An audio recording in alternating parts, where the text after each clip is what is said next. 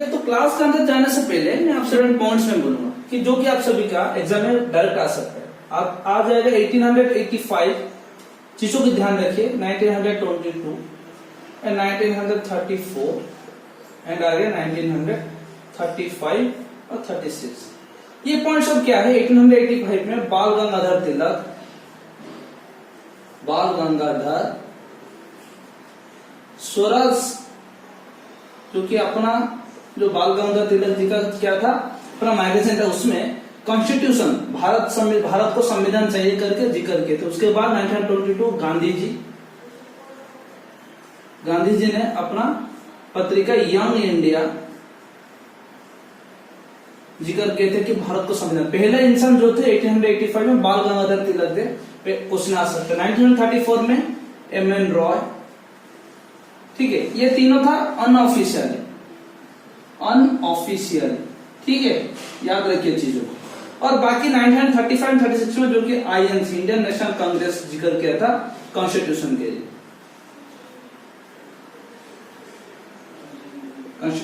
ठीक है। 35 बहुत सारे गूगल में आप सर्च करो तो 35 दिखाएगा, 36 बुक्स में लिखा था, इसलिए मैं दोनों पॉइंट रखा हूं, ठीक है। तो दोस्तों ये बहुत इंपोर्टेंट था, ये अनऑफिशियली, ये ऑफिशियली था, ठीक है। चीजों को ध्यान रखिए, इसके बारे में कुछ डिटेल में आपको क्लास सभी को क्लास के अंदर मिल जाएगा, तब तक क्लास देखिए। नमस्कार दोस्तों, स्वागत है एक बार फिर से आप सभी का एम टू सक्सेस 98 हमारा यूट्यूब प्लेटफॉर्म पर। दोस्तों आज की क्लास में हम कॉन्स्टिट्यूशन कैसे बना और कुछ इंपोर्टेंट फैक्ट के बारे में हम जानेंगे। अगर क्लास एंड तक आप देखते हो बहुत ही इंपोर्टेंट ट्रिक्स और आपको पॉइंट्स मिल जाएगा आपका एग्जाम पॉइंट ऑफ व्यू। तो चलिए फटाफट शुरुआत करते हैं आज की क्लास। कॉन्स्टिट्यूशन तो पहला आपका टॉपिक है और पहला पॉइंट से ये है, नीड्स ऑफ कॉन्स्टिट्यूशन। एक देश को या एक सोसाइटी को कॉन्स्टिट्यूशन क्यों चाहिए? आप सभी को तो पता होगा कॉन्स्टिट्यूशन क्या है, ठीक है। एक set of rule and regulations, उसी को हम कॉन्स्टिट्यूशन बोलते हैं ना। तो चलिए मैं आपको डिफाइन करता हूँ। तो कॉन्स्टिट्यूशन होता है कोई भी एक हमारा फैमिली हो गया, सोसाइटी हो गया या कोई देश हो गया, सही तरीके से रूल एंड रेगुलेशन से कैसे उसको सुचालन करे, उसको हम कॉन्स्टिट्यूशन बोलते हैं। तो चलिए, तो कॉन्स्टिट्यूशन इसलिए चाहिए, पहला पॉइंट क्या होता है, set of rule and regulation, set of rule and regulation, ठीक है। यहां पे क्या होता है, अगर मान लीजिए जैसे कि कोई एक फैमिली हो गया, सोसाइटी, उसका रूल एंड रेगुलेशन रहता है, उसी टाइम पर जो भी चीजें काम होता है यही रूल एंड रेगुलेशन का अंतर्गत होता है। उसके बाद दूसरा पॉइंट आपको मिलेगा कि फंडामेंटल राइट्स, क्या है, फंडामेंटल राइट्स। ये चीजों में आप सभी को क्या मिलेगा ना, जो भी मौलिक कर्तव्य है हमारा, जैसे फैमिली का ही बात पकड़ ले, अगर मैं घर का कोई बेटा तो मेरा कुछ फंडामेंटल राइट्स रहता है, मेरा कुछ काम रहता है। सोसाइटी का अगर मैं एक सदस्य हूँ, मेंबर हूँ, तो उसका भी कुछ काम रहता है। तो उसी चीज में फंडामेंटल राइट, जैसे मान लो कि कोई बच्चा पैदा होता है या किसी आदमी का देहांत होता है, उसका पंजीकरण होता है, ये हमारा फंडामेंटल राइट्स में आता है, ठीक है। और तीसरा पॉइंट सबसे बढ़िया है, जो कि गवर्न करना, मतलब शासन, गवर्न करना, ठीक है। तो मतलब कोई भी चीज का जो ये गवर्न होगा, मतलब आप बोल सकते हो पॉलिटिकल पार्टी, पॉलिटिकल लीडर्स, मतलब हम हमारे सोसाइटी, हमारा फैमिली, हमारे देश को चलाने के लिए कोई हमारे तरफ से कोई एक इंसान को हम सिलेक्ट करते हैं, जो कि वो कुछ रूल एंड रेगुलेशन के साथ हमें कुछ फंडामेंटल राइट्स दे और हमारा सोसाइटी, कंट्री और फैमिली को सही तरीके से चलाए। ये होता है हमारा कॉन्स्टिट्यूशन। क्यों चाहिए? ये तीनों चीजों के लिए हमें कॉन्स्टिट्यूशन चाहिए ही चाहिए। एक देश का सुचालन के लिए, हमारे कुछ फंडामेंटल राइट्स के लिए, और सही तरीके से कोई पॉलिटिकल लीडर या कोई इंसान हमें शासन करे। ये तो था आपका नीड्स ऑफ कॉन्स्टिट्यूशन। अभी नेक्स्ट पॉइंट जो हम डिस्कशन करेंगे, ये 3 मेजर पार्ट्स ऑफ कॉन्स्टिट्यूशन। अभी कॉन्स्टिट्यूशन क्यों चाहिए उसका 3 मेन रीजन मैं आपको बोलूंगा, ठीक है, जिसमें से आप सभी को पता चल जाएगा कॉन्स्टिट्यूशन क्यों चाहिए, ठीक है। तो पॉइंट क्या है कि 3 मेजर पार्ट, मेजर पॉइंट हम बोल सकते हैं, है कि नहीं, मेजर पॉइंट्स क्या क्या हो सकता है आपके हिसाब से 3 मेजर पॉइंट? बोलिए। पहला पॉइंट मैं बोलता हूं, 1990 से लेकर 2006 तक, ये आपका हमारा पड़ोसी देश नेपाल का रिवॉल्यूशन। मतलब 1990 में क्या चल रहा था, उनका किंग रूल चल रहा था, किंग्स रूल चल रहा था।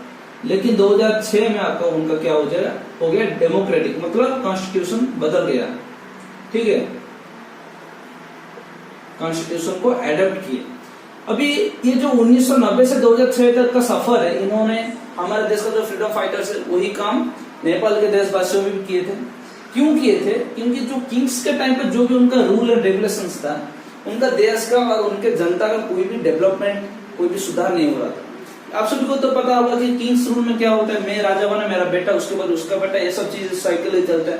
मान लो मैं अच्छा आप सभी को शासन कर लिया, लेकिन मेरा बेटा या मेरा पोता आपको अच्छे तरीके से शासन करे, ये तो नहीं हो सकता, जो कि हम दिल्ली सल्तनत पे देखे हैं। ठीक है, और आप सभी को मैं ऑलरेडी जो मीडिएवल हिस्ट्री कंटिन्यू चल रहा है वो खत्म हो गया, आप सभी को देख लिए होंगे, और उसी में ही मैं ये एग्जांपल दिया हूँ कि किंग्स रूल और कॉन्स्टिट्यूशन में डिफरेंस क्या है, सब चीजों का। तो अगर आप क्लास मिस करते हो तो ऊपर आई बटन आपको मिल जाएगा। तो चलिए इस पर फोकस करते हैं। तो किंग्स रूल में आपको क्या मिल जाएगा, सही तरीके से कोई भी शासन रूल्स नहीं होगा। ठीक है, क्या हो जाएगा कि रूल्स नहीं होगा। लेकिन कॉन्स्टिट्यूशन में आपका फंडामेंटल राइट्स रहेगा, है कि नहीं, आपका रूल एंड रेगुलेशन रहेगा। ठीक है, ये सब चीजों का मिक्स होता है। तो ओवरऑल हम बोल सकते हैं हमारे देश को और हमारे लोगों के, मतलब जनता के लिए कैसे सही तरीके से उनका पालन करे, सही तरीके से उनका शासन हो, ये सब के लिए कॉन्स्टिट्यूशन चाहिए, है कि नहीं। दूसरा पॉइंट है आप सभी के सामने। दूसरा पॉइंट क्या है, हमारा फंडामेंटल राइट्स। क्या है? Fundamental rights. ये क्या होता है? और मान लो पॉलिटिकल राइट्स, पॉलिटिकल राइट्स बोल सकते हो, पार्टीज बोल सकते हो। ठीक है, अभी मैं पहले ही मैं आपको सभी को बोला कि हमारे देश को, जैसे हमारा प्राइम मिनिस्टर हो गए, चीफ मिनिस्टर हो गए, हमारे एमपी एमएलए, कोई भी अंचल में कोई भी क्या बोलते हैं, कोई भी एक लोकेलिटी का, ठीक है, हमारा जैसे म्युनिसिपैलिटी कॉर्पोरेशन हो गया, उसके लिए पॉलिटिक्स मतलब इलेक्शन होता है कि नहीं। तो इलेक्शन में हम तो मतलब 1 लाख लोगों के लिए एक ही लीडर रहता है, जो कि हमारे मत के हिसाब से उनको वोट देते हैं, उनको उस पोजीशन में हम बैठाते हैं, जो कि हमारा बात सुन सके। तो वही काम होता है इधर। अगर मान लो जिसको हम इलेक्ट करते हैं, जो पॉलिटिकल लीडर्स होते हैं, वो उनके पावर पे आने के बाद कुछ राइट्स को क्या करेंगे, वो सही तरीके से कन्वर्ट नहीं करेंगे, हमारे अगेंस्ट में वो अगर वो काम करे तो क्या हो सकता है। सिंपल सी बात है, जो कि कॉन्स्टिट्यूशन होगा, जो हमारा कॉन्स्टिट्यूशन होगा, ये हमारा फंडामेंटल राइट्स को प्रोटेक्ट करेगा। क्या करेगा?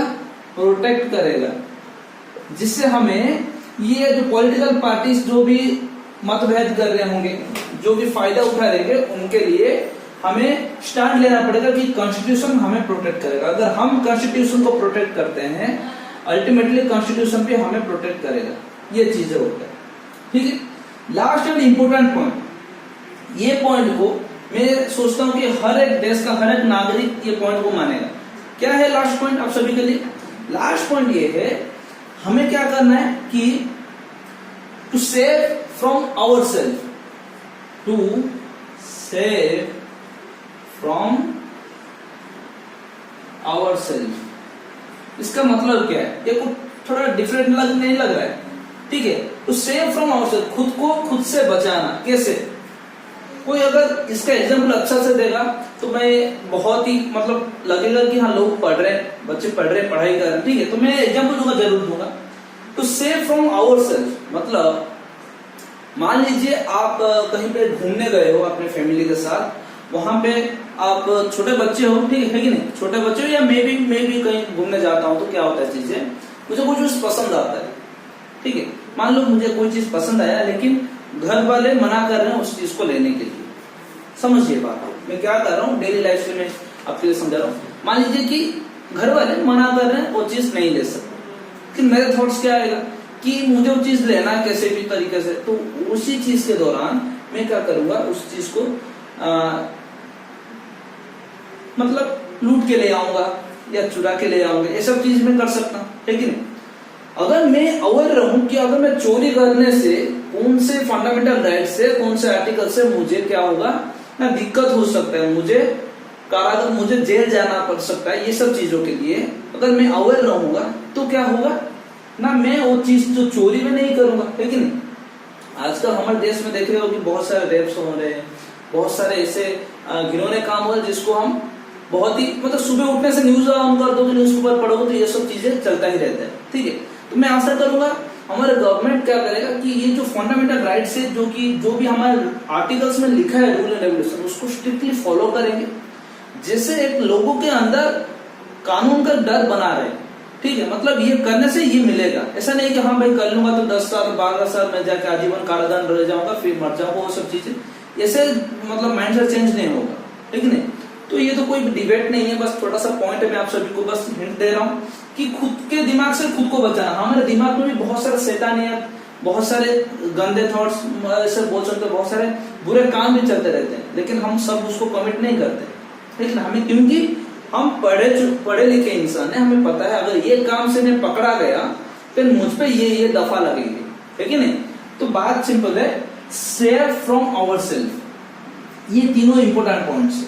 ठीक है, ये तीनों इंपोर्टेंट पॉइंट्स है, आप सभी को याद रखना पड़ेगा कि कॉन्स्टिट्यूशन देश के लिए क्यों चाहिए, और एक कॉन्स्टिट्यूशन का 3 मेजर रोल्स होता है जो कि आपके सामने मैं रखा हूं। ये सब चीजों का आपको ध्यान रखना पड़ेगा। ठीक है, ये आपका इंट्रोडक्शन था कि कॉन्स्टिट्यूशन क्यों चाहिए, कैसे चाहिए। अभी हम जंप करेंगे कि how constitution made for India, Bharat का संविधान कैसे बना। ठीक है, चलिए शुरुआत करते हैं। शुरुआत करने से पहले मैं आपको कुछ इंपोर्टेंट पॉइंट्स में बोलूंगा।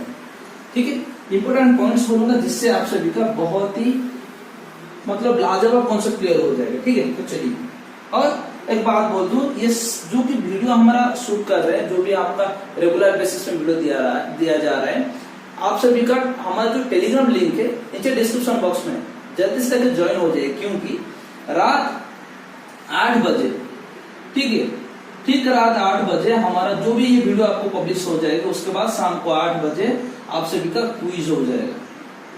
ठीक है, टेलीग्राम चैनल पे क्विज का कंपटीशन हो जाएगा, हम डिस्कशन करेंगे, तो जल्दी से जल्दी जाके ज्वाइन हो जाइए और 8 बजे वेट करिए, क्योंकि बहुत ही अच्छे तरीके से हम प्रिपेयर करते हैं क्विज, प्रिपरेशन क्वेश्चन सेट से उठाते हैं और टॉपिक के अंदर से लाते हैं, तो मिस मत करिएगा।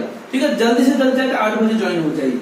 ठीक है, और यहाँ तक अगर वीडियो देख रहे हैं तो एक लाइक और शेयर सब्सक्राइब करिए। तो चलिए देखिए, कुछ चीजें पॉइंट बोलता हूँ जो कि एग्जाम में आपका आता है। तो पहला पॉइंट क्या होता है, 1885 याद रखिए, फिर 1922, फिर आता है 1934, ठीक है, 34 नहीं, हाँ 34, ठीक है, और 1935/36 पॉइंट में आपको डिफाइन करता हूं। पहला पॉइंट है ये आपका कि 1885 में क्या हुआ था। बोलिए 1885 में क्या हुआ था। 1885 में आपका इंडियन नेशनल कांग्रेस एस्टेब्लिशमेंट हुआ था, लेकिन अनऑफिशियली, ऑफिशियल नहीं हुआ था, ध्यान रखिए इस सब चीजों को। 1885 में बाल गंगाधर तिलक, याद रखिए, बाल गंगाधर तिलक, गंगाधर जो अपना स्वराज मैगजीन था, ठीक है, स्वराज मैगजीन में कॉन्स्टिट्यूशन का जिक्र किए थे कि भारत देश को, हमारे देश को कॉन्स्टिट्यूशन, संविधान, खुद के संविधान का जरूरत है। ठीक है, उसके बाद 1922 में हमारा फादर ऑफ नेशन कौन, गांधी जी,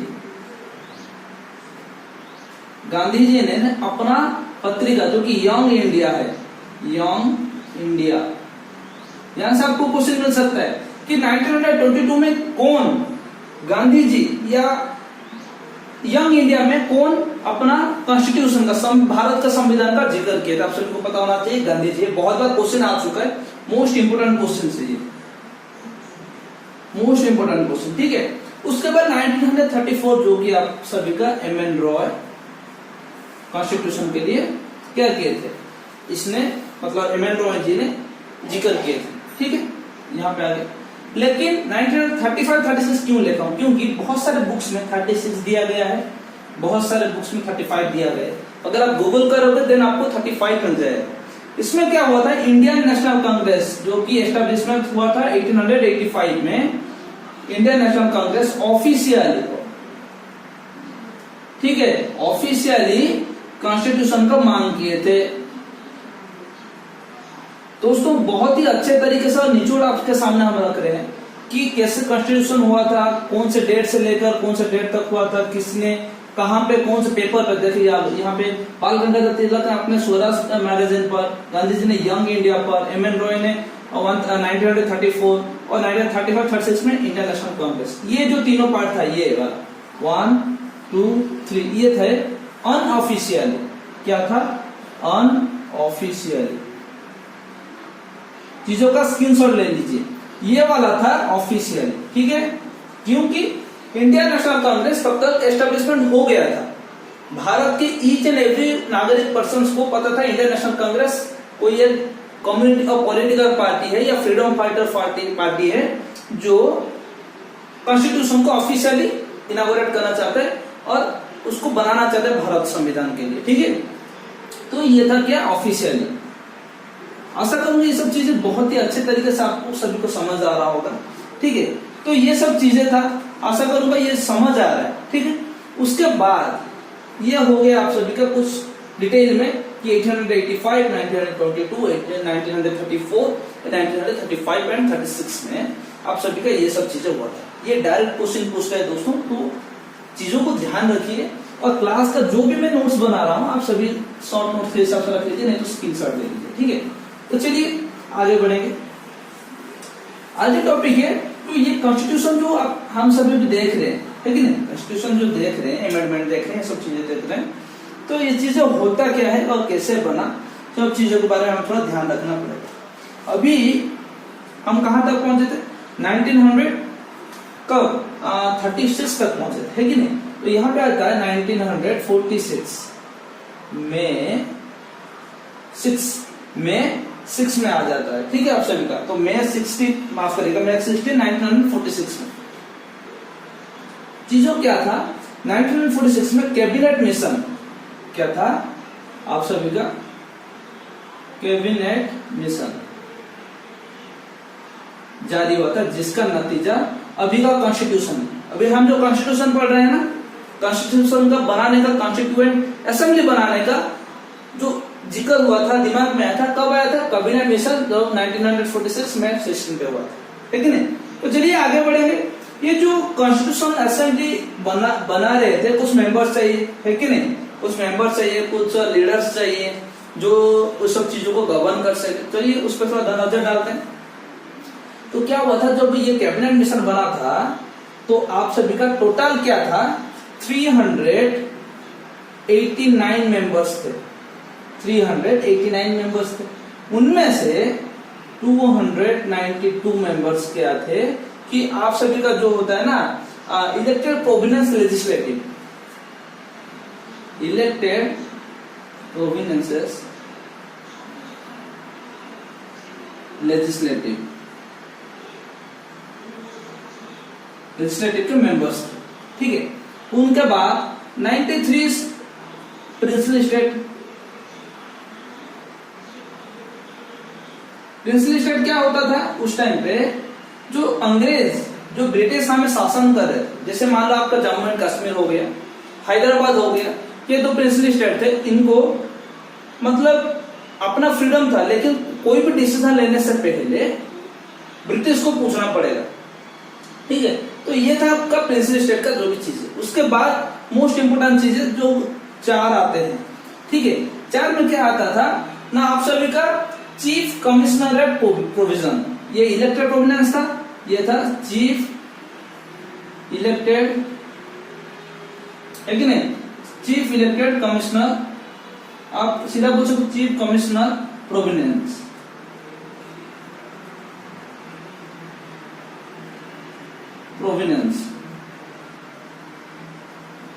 ठीक है। जिसमें आते थे कौन? दिल्ली, अजमेर, ठीक है, ब्रिटिश एंड दौलताबाद।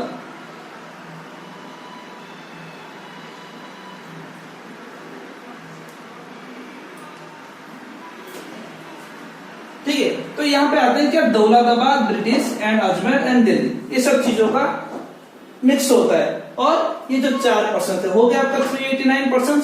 ठीक है कि नहीं, 389 यहाँ पे हो गया आप सभी का। तो ये सब उनका मेंबर्स थे। और जो प्रोविनेंसेस था यहाँ पे, ये जो प्रोविनेंसेस था यहाँ पे जो इलेक्टेड होते थे उनको 3 तरीके से उनको सीट दिया जाता था। क्या सीट दिया जाता था देखिए, पहला था सिख, दूसरा था मुस्लिम एंड तीसरा था जनरल। ये जो दोनों था सिख और मुस्लिम, ये ज्यादातर पंजाब के लिए था, पंजाब के लिए था। ठीक है, यहां से आशा करूंगा आप सभी को बहुत ही क्लियरली ये चीजें कंप्लीट हो गया होगा कि हमारा कैबिनेट जो मिशन बना था, कैबिनेट मिनिस्ट्री में और कैबिनेट असेंबली में, हमारा जो कॉन्स्टिट्यूशन असेंबली में कितने मेंबर्स थे, 389 मेंबर्स थे। 389 से 292 होते हैं इलेक्टेड प्रोविंशियल लेजिस्लेटिव्स, 93 होते हैं प्रिंसली स्टेट्स, 4 होते हैं चीफ कमिश्नर प्रोविजंस। ठीक है, और सीट भी कैसे डिस्ट्रीब्यूट होता था मैं आप सभी को एक्सप्लेन करते हैं। ठीक है, अभी चलेंगे first meeting of constitution assembly.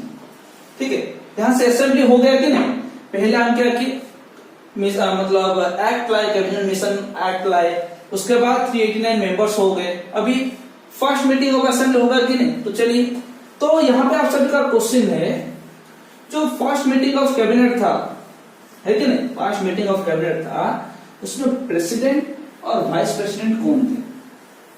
जल्दी से जल्दी कमेंट बॉक्स में कमेंट करिए कि who is the first president vice president of first meeting of constitution assembly. जल्दी से जल्दी बोलिए, जल्दी से जल्दी।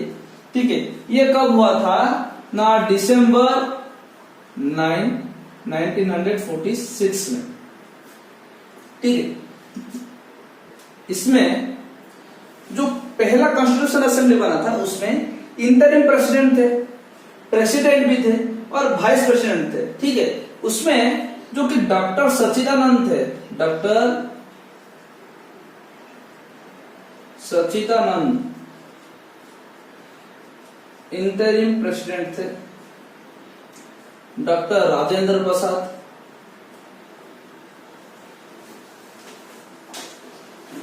कौन थे, हमारा प्रेसिडेंट थे, है कि नहीं। और वाइस प्रेसिडेंट कौन थे, कोई बोल सकता है, जल्दी से जल्दी बोलो, एस.सी. मुखर्जी, जो कि हमारा वाइस प्रेसिडेंट थे। ठीक है, कब हुआ था, दिसंबर 9 1946 में हुआ था। ये सब चीजें ध्यान रखिए, क्यों बोल रहा हूं। और इसमें आप सभी का क्वेश्चन आ सकता है, इंटरिम प्रेसिडेंट कौन है।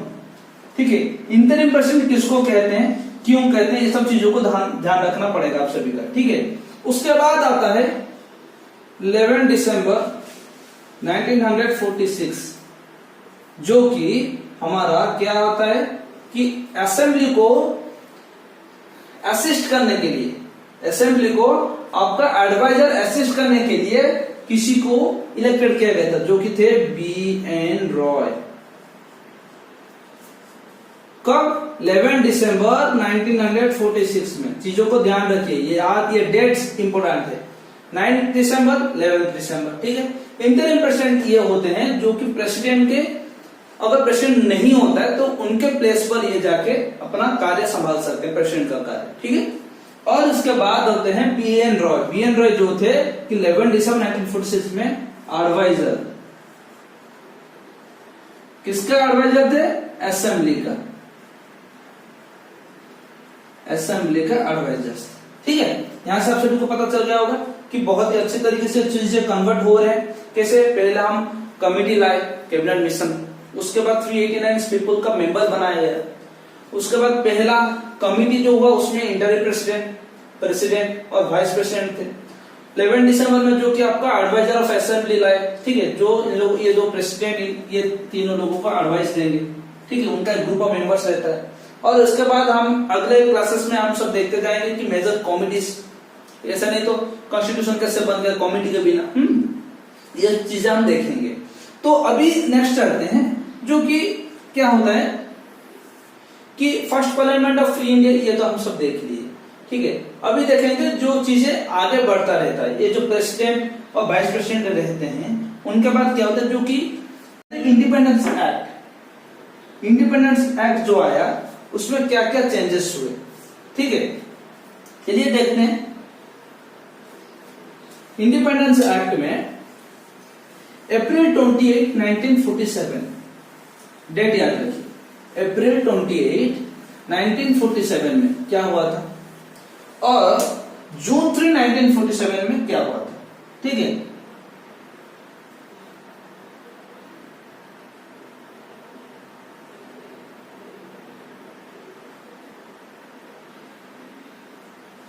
ठीक है, क्या था अप्रैल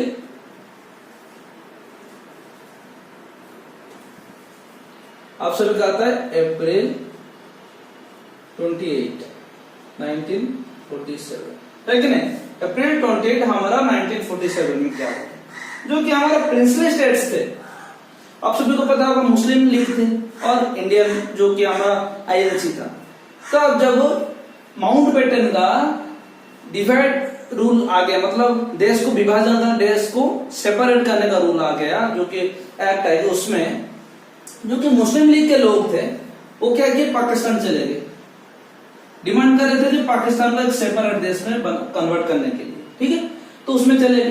बाकी जो प्रिंसली स्टेट्स थे, ठीक है, चीजें यहाँ पे होता है, तो representative of the princely states who had stayed away from the Indian Constitution Assembly, they had joined in April 20, 1947। जो उस टाइम पर क्या थे कि 6 प्रिंसली स्टेट्स थे, 6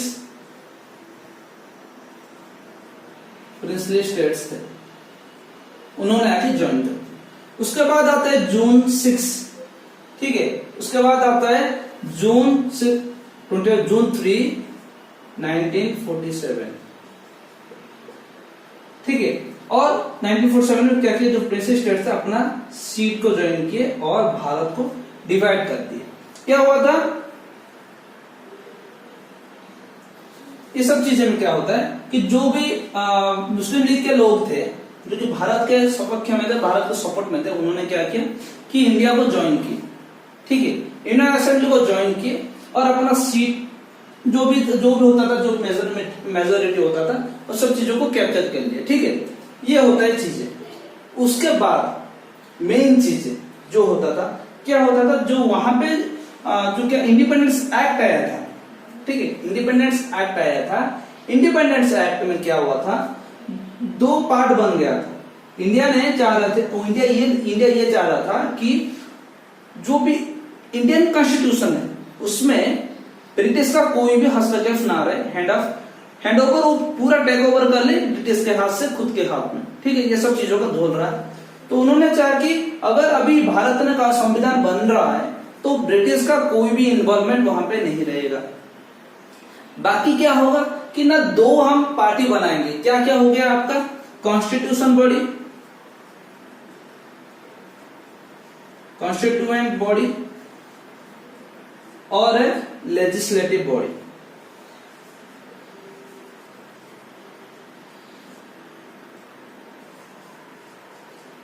ठीक है, अभी जब कॉन्स्टिट्यूशन बॉडी का मीटिंग होता था उसको कौन कंडक्ट करते थे, हमारा प्रेसिडेंट डॉक्टर राजेंद्र प्रसाद।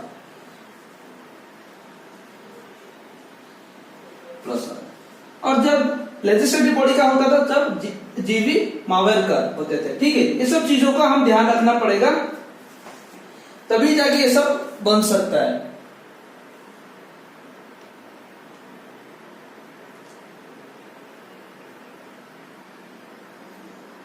ठीक है, तो ये चीजें क्या होता है, जीवी मावेरकर।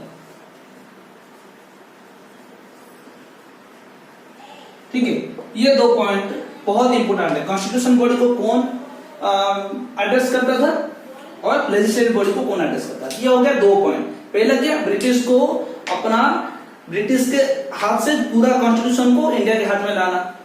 दूसरा चीज, कॉन्स्टिट्यूशन और लेजिस्लेटिव बॉडी, एक कानून को बनाना और कानून को क्या रेक्टिफाई होगा, ये सब चीजों को देखना। हो गया लेजिस्लेटिव बॉडी और कॉन्स्टिट्यूशन बॉडी हो गया। और तीसरा पॉइंट जो था, तीसरा पॉइंट में जो कि लॉर्ड माउंटबेटन का जो चीजें लाए थे कि भारत को डिवाइड करना, वो चीजें कर ली। और भारत का डिवाइड होने के बाद मुस्लिम लीग अपना देश पाकिस्तान को चले गए और कुछ इंडियन मुल्क के जो भी मुस्लिम लीग के मेंबर्स थे, इंडिया को सपोर्ट कर रहे थे, इंडिया में आके बस चुके थे। उसके बाद जो कि हमारा थर्ड पॉइंट आता है, 389 मेंबर्स थे, 389 मेंबर्स थे, वो घट के हो गया आप सभी का कितना हो गया ना 299 मेंबर्स, और प्रिंसली स्टेट हो गया हमारा 70, यह आ गया प्रिंसली स्टेट, ठीक है। और जो 299 से हमारा 269 थे, उसमें हो गया 229 लेजिस्लेटिव मेंबर्स, ये हो गया आप सभी चीजों का डिवाइड हो गया, ठीक है। प्रिंसली स्टेट कितना थे 93 थे, 93 से 70 हो, ये था 3 इंपोर्टेंट रूल्स। उसके बाद आप सभी को तो पता होगा ये सब चीजें बहुत ही अच्छी तरीके से रैपिडली होता रहा। उसके बाद मेन इंपोर्टेंट चीज आ गया 1947 अगस्त 15, जब हमारा देश आजाद हो गया, है कि नहीं। फिर 1950 जनवरी 26, जो कि हम रिपब्लिक मनाते हैं, है कि नहीं। इसी दिन हमारा कॉन्स्टिट्यूशन बना था। ये जो चीजें चल रहा था ना, ये कब तक चल रहा था, कब तक, नवंबर 26 तक। क्या था, नवंबर 26 1949 तक चल रहा था ये कमेटी, और जनवरी 26 1950 में हमारा कॉन्स्टिट्यूशन बन गया, ठीक है दोस्तों। तो ये दोस्तों आप सभी के लिए पूरा कंप्लीट इंफॉर्मेशन था, कॉन्स्टिट्यूशन कैसे चाहिए, कॉन्स्टिट्यूशन क्यों चाहिए, और कॉन्स्टिट्यूशन कैसे बना था स्टेप बाय स्टेप, कौन से डेट आप सभी को याद रखना पड़ेगा, डेट कौन से डेट में क्या होता है, सब चीजों का। तो चलिए, आशा करूंगा आज की क्लास आप सभी को बहुत ही अच्छा लगा होगा। ऐसी मजेदार इंटरेस्टिंग कॉन्स्टिट्यूशन रिलेटेड क्लास देखने के लिए हमारे चैनल को सब्सक्राइब करिए, लाइक करिए, और अपने दोस्तों के साथ शेयर करिए, ढेर सारा सपोर्ट करिए हमें। इसी तरह टॉपिक आएगा तो मिलते हैं अगले क्लास में, तब तक क्लास देखिए और नोट्स बनाते चलिए। मिलते हैं नेक्स्ट क्लास में। जय हिंद।